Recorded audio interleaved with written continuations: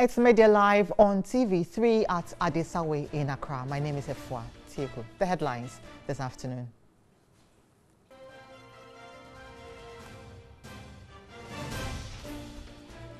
Retired state prosecutor in Who Watches the Watchman video responds to allegations.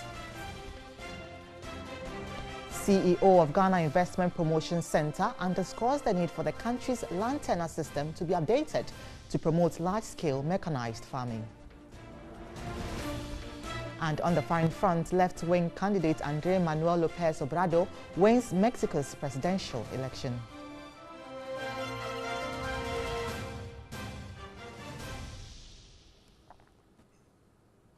Details of these and more in the next 1 hour. Do stay with us now in a very fair story. President Akufo-Addo says he had no choice but to act on the recommendations of the committee set up by the Chief Justice to remove the EC chairperson, Charlotte Osei, and her 2 deputies. Speaking to the Ghanaian community in Nouakchott, Mauritania, on the sidelines of the 31st AU Summit, the president noted the law is no respecter of persons. More than 500 Ghanaians reside in Mauritania's capital, Nouakchott. The last time a Ghanaian president visited Mauritania was in 1989, when Flight Lieutenant Rawlings visited that country. Ghanaians here are mostly in dry fish and cow skin production. Spokesperson Charles Osafo recounted the difficulties in renewing their passports since there is no Ghana mission. President Akufo-Addo assured them of the establishment of an honorary consul in Mauritania. A minute silence was observed in remembrance of former Vice President Kwesi Amissah, who passed on Friday morning. May his soul and those of all the faithful departed rest and abide in the bosom of the Almighty. On the removal of the Electoral Commission chairperson and her 2 deputies, President Akufo-Addo said the action was based on recommendations by a committee set up by the Chief Justice.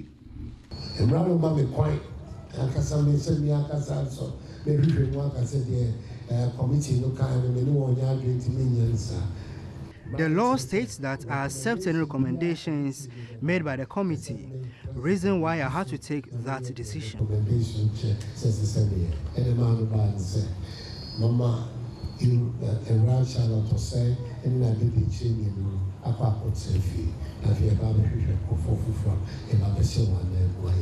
He added his action was purely constitutional and called for support for their replacement.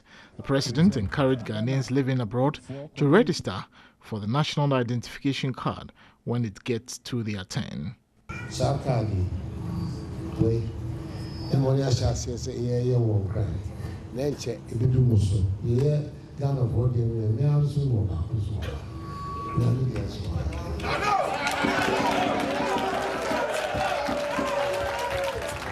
We have begun the registration process in Ghana. After, it will be your turn. At the end of the day, the AU will also have a card for all of us Africans, so it will make the movement between our countries much easier. Today on What Do You Think? The public speak on the president's defense of sacking the 3 EC bosses. The president, Nana Addo Dankwa Akufo-Addo, has spoken for the first time about the removal of the EC boss, Madam Charlotte Osei, and her 2 deputies from office. The president explained he had no choice in the matter as he had to uphold the dictates of the Constitution. Today on What Do You Think? I find out what Ghanaians think about his explanation.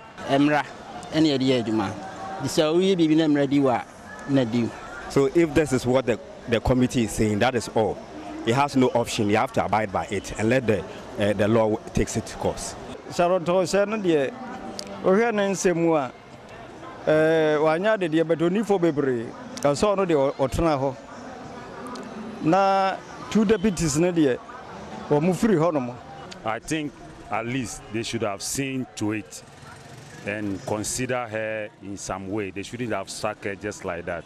If he thinks the woman has not lived to expectation, and the constitutional requirements demands that the woman leaves office, he does that. The president has the right to go by the constitution. That's the right thing. then it means there is no favoritism to whoever is at any position. Anyone who does any wrong is liable to any form of punishment. And I think the president is right in taking that decision. See, I say political album, and this was a doyer nenye, and before said doyer nenye. And I say konya wotreti o mining nyina munipa. Say o be mpamuna na say man ntena ho. Ne man won is we next time you be sack o na ne obeti ase.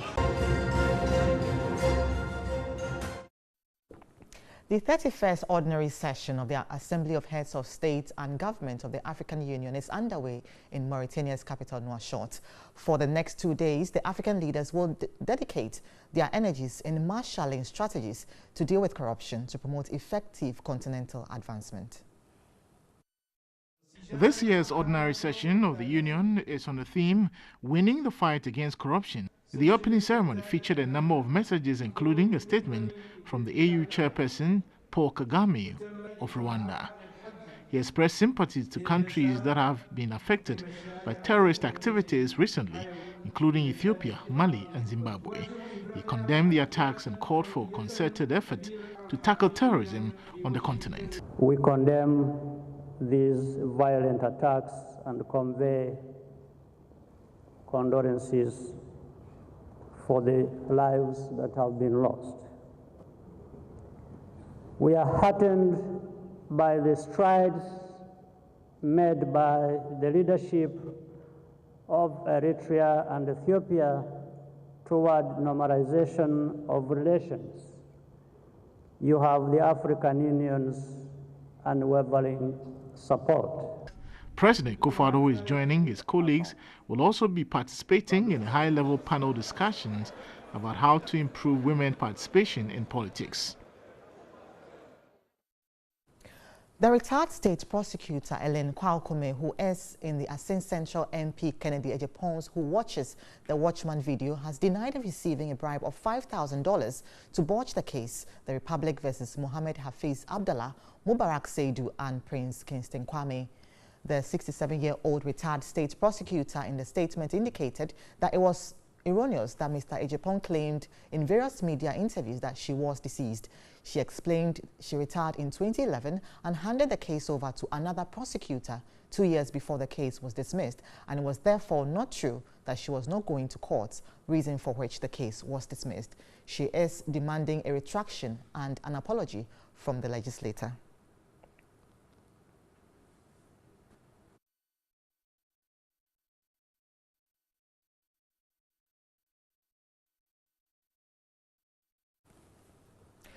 Vice President Dr. Mahmoud Bawumia has urged Ghanaians to shun political and religious differences and patronize nation building. He made the observation at an event to mark this year's Senior Citizens Day in Accra.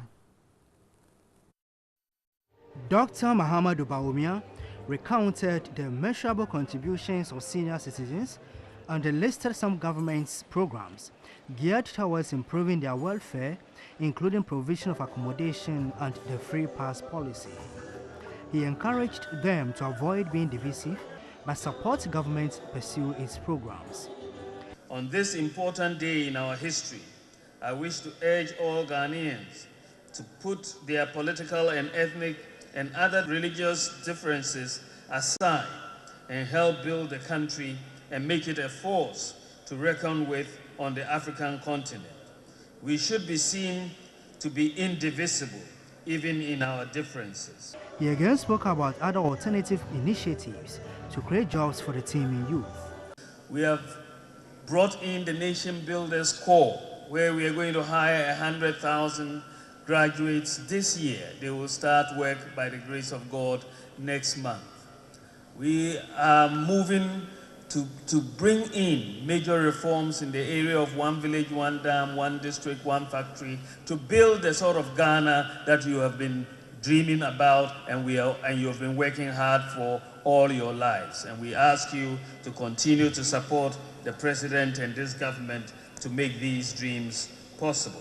Available figures from the Gender Ministry indicate that there are 1.6 million elderly people in the country, out of which more than 502,000 have been enrolled on the National Health Insurance Scheme, and more than 304,000 benefiting from the LEAP program. Minister of Gender and Social Protection, Otiko Jaba, underscored the need to increase their grant. The ministry is also in the process of ensuring that we start a new initiative where Ghana will have a day recreational center for the aged. We could go as elderly people to interact with each other, play draft, check how to use the internet, and socialize. I would be bringing this proposal to Cabinet indeed, so that we can even have one district, one senior citizens center. The Gender Ministry is to present before Cabinet a draft bill to improve on the pension and gratuities of senior citizens and retirees. The Institute for Democratic Governance, IDEG Ghana, has recommended that separate entity should be created to regulate political parties, while the current Electoral Commission concentrates on running of elections in the country. A research fellow at IDEG and a senior researcher or lecturer at the University of Ghana, Professor Joseph Ayi, explained that the Electoral Commission is overwhelmed with a lot of functions which are making it inefficient. Speaking on the sidelines of an IDEG National Forum under the theme, Civil Society Organizations' Role in Transforming Local Governance Reform in Ghana, Professor Joseph Achu Aye referred to the Electoral Commission's failure to regulate political parties in the country. He attributed this failure to the lack of implementation of regulations, which have resulted from the fact that the EC is weighed down with a lot of functions. The EC is supposed to regulate the behavior of the political parties in terms of even demanding that they present audited accounts.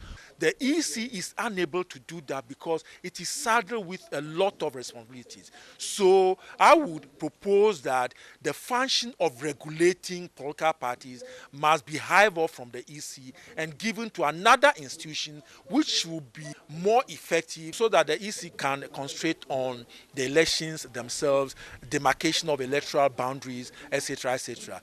On the elections of municipal, metropolitan and district chief executives, a senior research fellow with the Institute for Democratic Governance, Dr. Kwesi Jonah, said the process will help deepen the country's democracy. He added that it will promote greater transparency, accountability and improve the quality of MMDCEs. Accountability will improve. At the moment, for most MMDCEs, all you have to do is to please the president, because he appointed you and he can also fire you. But if the people in the district elect you, you better listen to them, to what they are saying, because if you are not accountable to the people living in your district, that is your end. You are not going again. Both Professor Aye and Dr. Jonah indicated that the approach to appointing 30% of the assembly members should be reviewed to bring in more experts and vulnerable groups. The argument about the 30% is that they should bring those who are appointed should bring in their expertise. But what we are now seeing is that the 30% is only packed by the party. Rather, we are using the 30% system to reward party members who contributed to the victory in the campaign. So it is not working. What we are suggesting is that abolish the 30% system.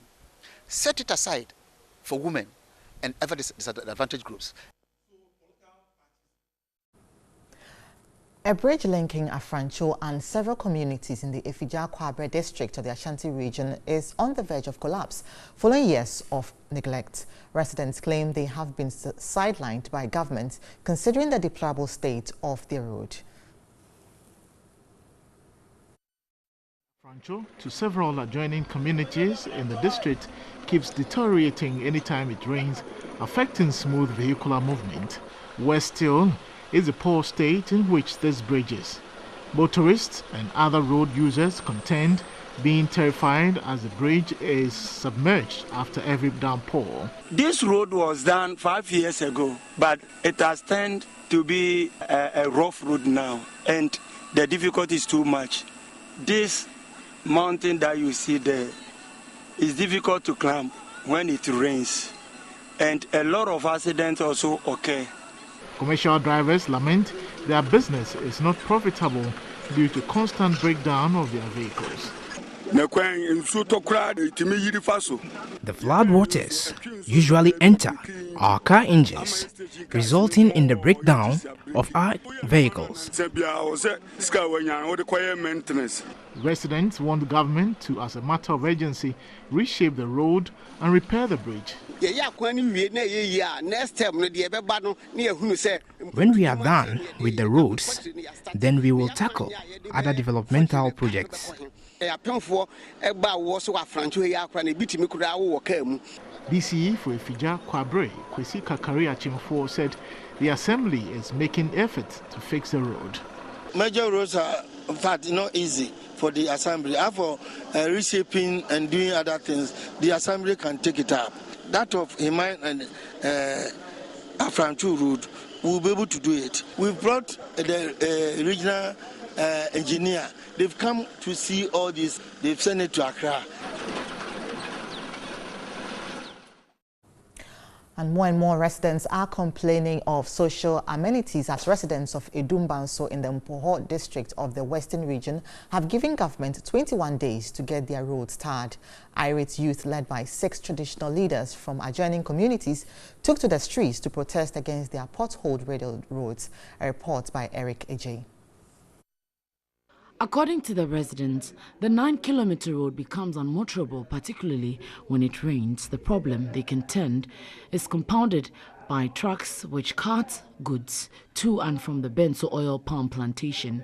A 7 weeks pregnant woman, Mamiekia, laments she could not go for a medical review last week because of the nature of the road after a downpour. Pregnant women find it difficult to go to the hospital when it rains. A car had blocked the road, so I couldn't go. We suffer a lot whenever there is a downpour.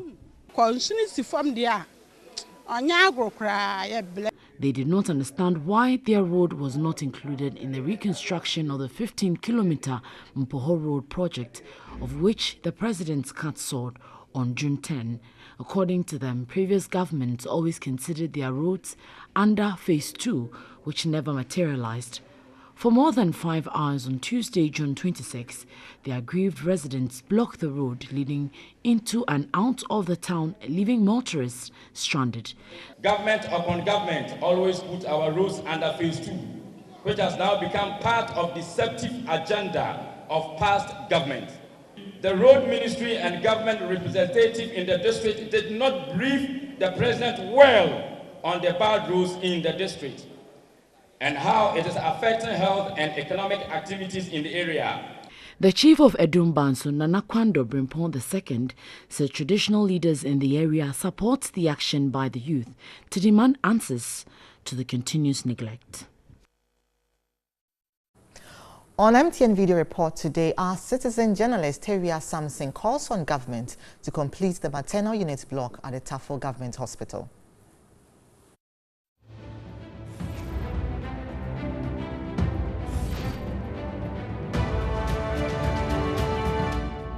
The neglect of this huge edifice is a cause to worry, thereby creating no space for midwives to work at Tafo Government Hospital because of the neglect of the child and maternal unit block, which started somewhere in 2004. Government upon government has not paid attention to the completion of this huge edifice. I am Teria Samson reporting for TV3 Video Report.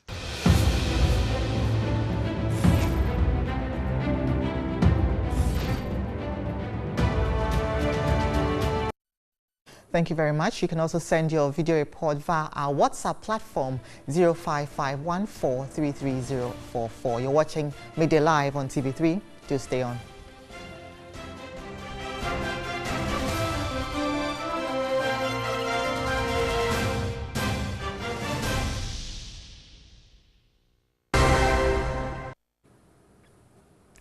You're welcome back. Economists at Standard Bank are predicting a further reduction in the policy rate. They predict the central bank might cut the current policy rate by 300 basis points. In May, the policy rate dropped to 17%, down 100 basis points from an initial 18%. The policy rate is the rate at which the Bank of Ghana lends to commercial banks. The Monetary Policy Committee, MPC, of the Central Bank has reduced the policy rate 6 times in the last 19 months. The policy rate stood at 25.5% in January 2017. It was dropped to 23.5% in March 2017, 22.5% in May 2017, 21% in September 2017, 20% in January 2018, 18% in March 2018, and 17% in May 2018. The central bank has made these cuts with the hope that commercial banks will translate the reduction into lower interest rates. The response from commercial banks has, however, been slow. A 300 basis points reduction projected by the May edition of the African Markets Revealed report by Standard Bank means the policy rate will drop to 14%. According to the report by Standard Bank, the lowering of the policy rate is anticipated because of strong disinflation that is currently underway, with headline inflation dropping to 9.6% year-on-year in April from 10.4% year-on-year in March, the report said. It also forecast that inflation trajectory will remain on the downside. When this happens, it is anticipated that businesses will be able to access loans at relatively lower rates. The African Markets Revealed report is a monthly report issued by the Standard Bank Group that focuses on the economic and financial outlook of African countries. The CEO of the Ghana Investment Promotion Center, Yofi Grant, has underscored the need for the country's land tenure system to be updated to enable investors engage in large-scale mechanized farming. He was speaking at the second quarter of CEO's breakfast meeting in Accra.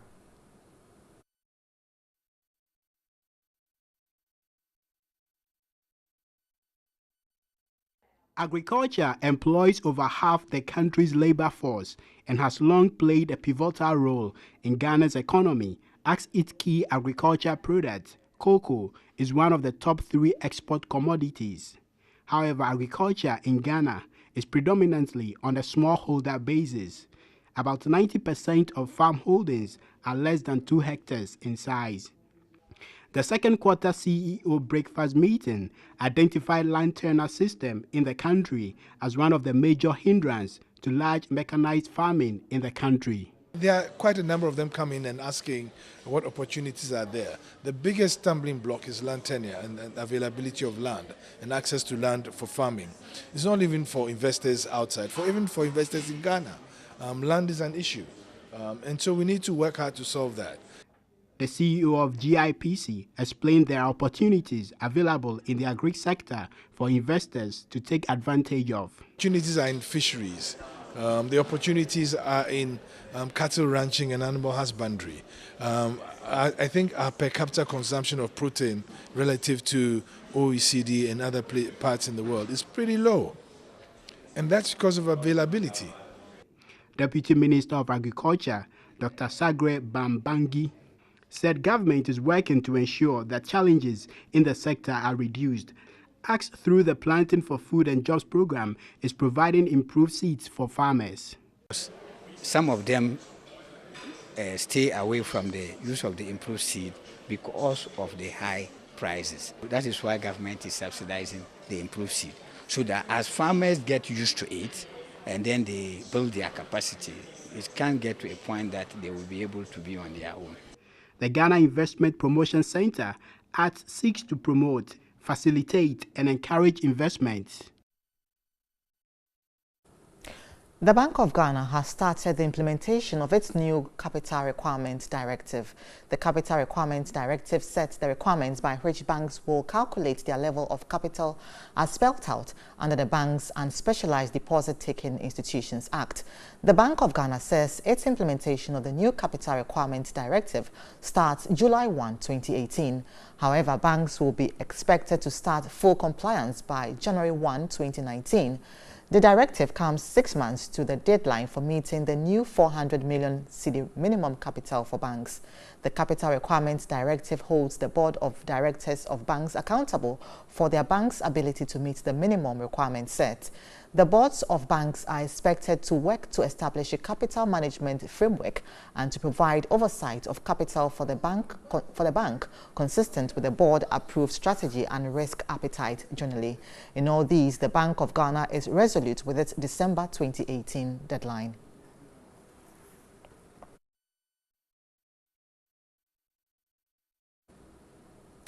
The Council of State has pledged support for the National Petroleum Authority as it seeks to help in implementing the cylinder recirculation module. Now, the chairman of the council and Omanhene of Asante Joabe, Nana Otosrebo II, expressed confidence that the module, when fully executed, will reduce the number of gas explosions in the country. The executives of the National Petroleum Authority, led by the CEO, Hassan Tampoli, called on the Council of State to seek support as it prepares to fully roll out the cylinder recirculation module. According to the MPA, so far, 18 applications have been received, and there's a growing interest to ensure that the module is implemented. The industry is fairly well represented on the Council, and we have no doubt at all that the interaction that we have, or we are going to have with you, would be very well informed. And you also have the benefit of hearing from the key players who are also members of the council and use whatever advice that we have for you. CEO of the MPA, Hassan Tampoli, is meanwhile reiterating the need to have all stakeholders support the move. We've put together an implementation committee. We've also put together subcommittees. Subcommittees have virtually completed the first phase of their work, and we think it's appropriate for us to start the consultation process. We start with the Council of State here this morning, and like I said, there are about 18 companies so far that have applied for LPG bottling company license. The cylinder recirculation model will stop LPG outlets from filling empty gas cylinders as part of measures to stop gas explosions. LPG bottling plants outside commercial centers will fill the cylinders for sale at the retail outlets. You're watching Midday Live on TV3. Do stay tuned.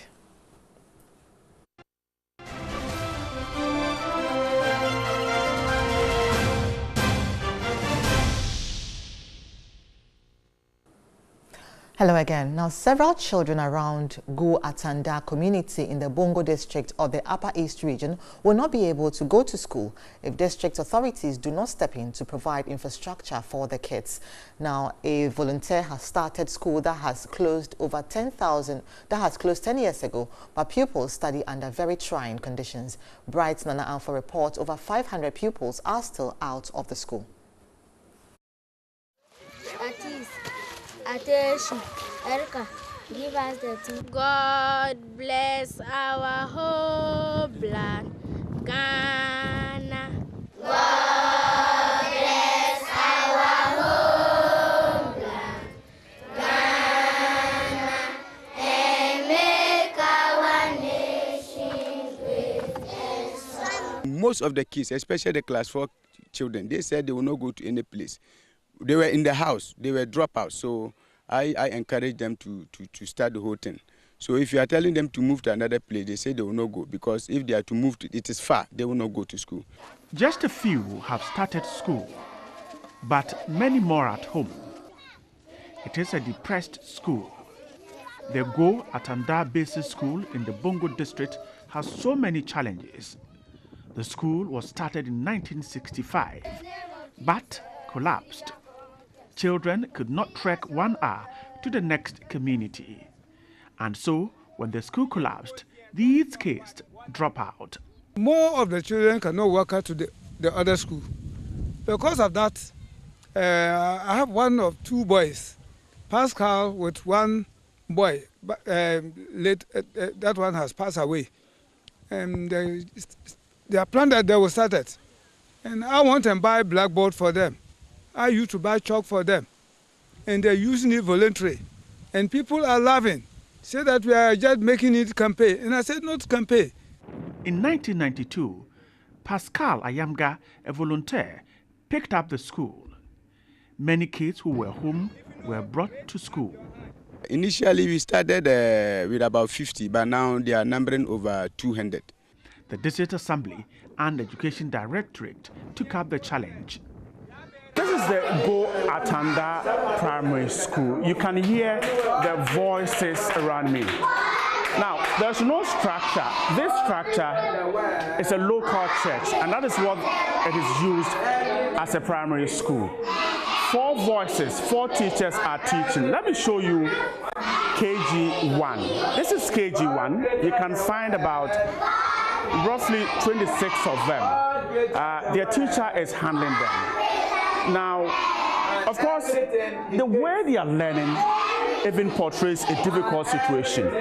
Right behind them is class 3 or P3, sitting very close to KG1. Whatever this teacher is teaching certainly is getting to the other side of the class. That is not the end of the difficulty. Now, turn your attention to the other corner of the room. This is P2, primary 2, sitting directly opposite P3.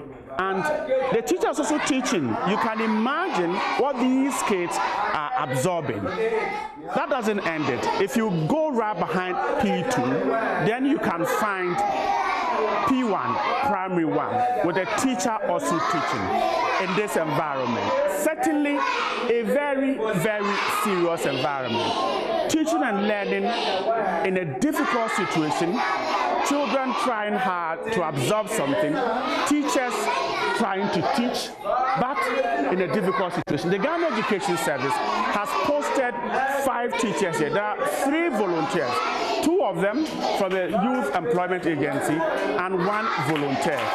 Over 1,000 children are located around the area. How to get them to acquire education is a difficult task. Kids here are deprived. Neglect is so high. They learn under trees.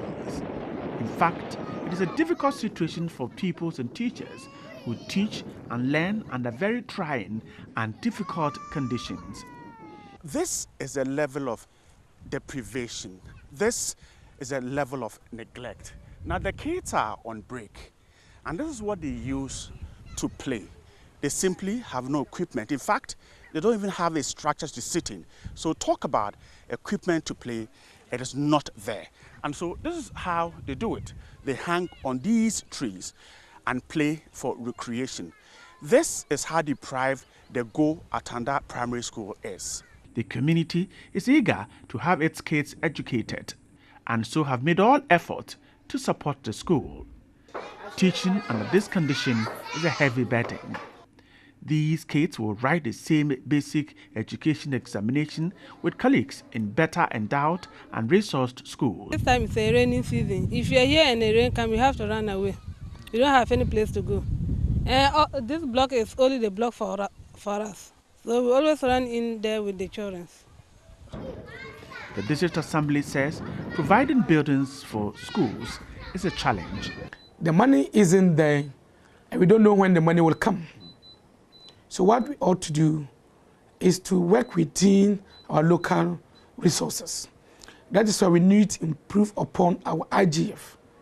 We need to task the people. We need to call on our citizens, those Bongo people who are outside, to come to our aid. Like I mentioned the other time, Professor Kabza and co are all working so hard to bring development to the community. So I'm using this platform once again to appeal to Bongo people who live elsewhere to come to our aid, because we need to pay back. This is where we all started. This is where all of us started our basic education. The Education Directorate is also challenged.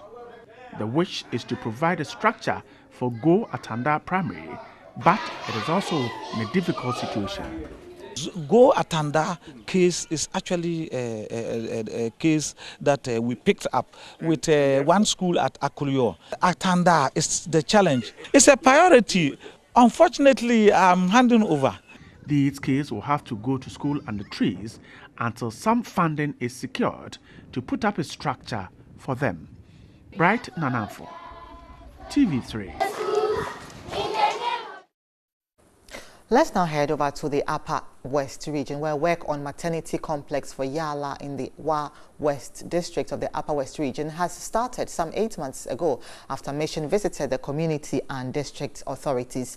The community of Yala is participating heavily in the putting up of the facility. Bright Nananfo again reports.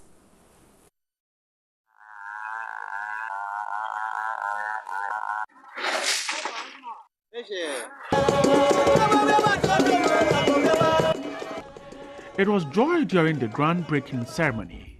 Women had to lie in the same room as men. Some had to sleep on the floor due to inadequate space.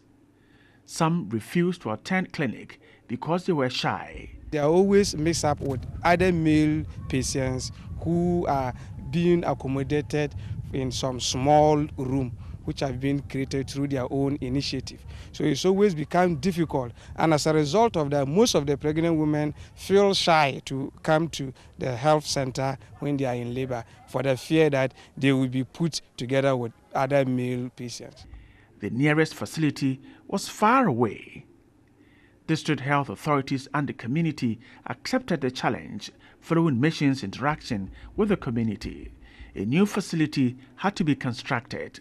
The labor ward was too limited, too small, and it needed expansion. And in fact, the community embraced it, and they said, instead of expanding it, we want to put up a new structure so that other things could be done within the same block. And we have seen that already they've hit the ground running, and it will only need some other more support from everywhere in order that this project can go on. Immediately, work started with the acquisition of a proposed plan. The first site plan was drawn and presented to us, but it was actually substandard. So we asked the person to go back and then do another work. So he presented the second one, but it was also beyond the standard. I mean, it was beyond what the community can afford. So we asked him to go back and then merge the two. He actually promised that by next week, he would present the final plan for the work to continue. Community participation is key. Collection of stones and all other labor works is being provided by the community. Over 4,000 women will be beneficiaries. The facility caters for 3 communities, and each community is contributing 500 cedis each. After completion, traveling long distances to access maternity care will be over. We are appealing even to the government, if only he can come to our aid so that our lives will be safe in this community. Women who refused to attend clinics during pregnancy will reduce. The Assembly is heavily supporting the community. The initiative that they took is something that we are encouraging all communities. During my visits to the communities, I made it clear to all the communities that I visited that any community that will initiate any project to improve upon the living standards of the community, then the Assembly will be ready to also partner with them, take part of the course and complete it for them. The Yala Health Center serves over 4,000 people. The facility is well staffed but lacks space to make operations smooth. A maternity wing, when completed, will improve healthcare and protect pregnant women from avoidable deaths. The District Assembly is poised to improve healthcare for the over 72,000 population of Wa East in the Upper West region. Bright Nananfo, TV3. Ghanaian actor Majid Michel has resumed acting despite his calling to become a pastor. He said being a pastor does not take away anything from he being in the movie industry. He spoke on New Day. Well, I've had so many people asking me, okay, so Majid, now we hear you're a pastor, now we hear blah, blah, blah, this is that. So what kind of movies are you going to be shooting now? So how are your films going to be? How are you going to choose them? Blah, blah, blah. You know, so many things like that. Like now, you know, you can't do some roles. You can't play some scenes. So how are you going to do it? This is one of the movies you're asking about. This is one of the films you're asking for. So if you want to see the kind of stories we are making now, Sunset Avenue is one of them. I see. Yeah. You don't mean the call has taken you away from certain roles? Is that what you mean? It has a little bit. It has. Yes. Okay. But I thought that was only acting, so. Well, the impact here is now we are looking at the entirety of the story, how, the morale in the end. I mean, even if you're playing a Jesus movie, there has to be a Judas. And I love to play Judas. Interesting in that. So Sunset at Noon is that kind of story you want to tell and be seen to be in it.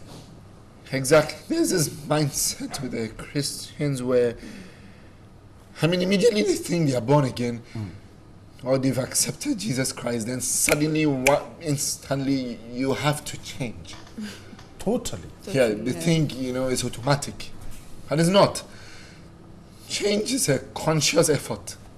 It's intentional. You choose to. Being born again doesn't change you automatically, no. You have to make the effort. You consciously. So some people think, well, I'm born again, but I fail and I made a mistake and I sinned. It gets to a point, you sin a lot after being born again and you ask yourself, am I really saved? Well, you are saved, but choosing to do stuff is a conscious effort. The Holy Spirit doesn't choose for you. You do it yourself. Yes.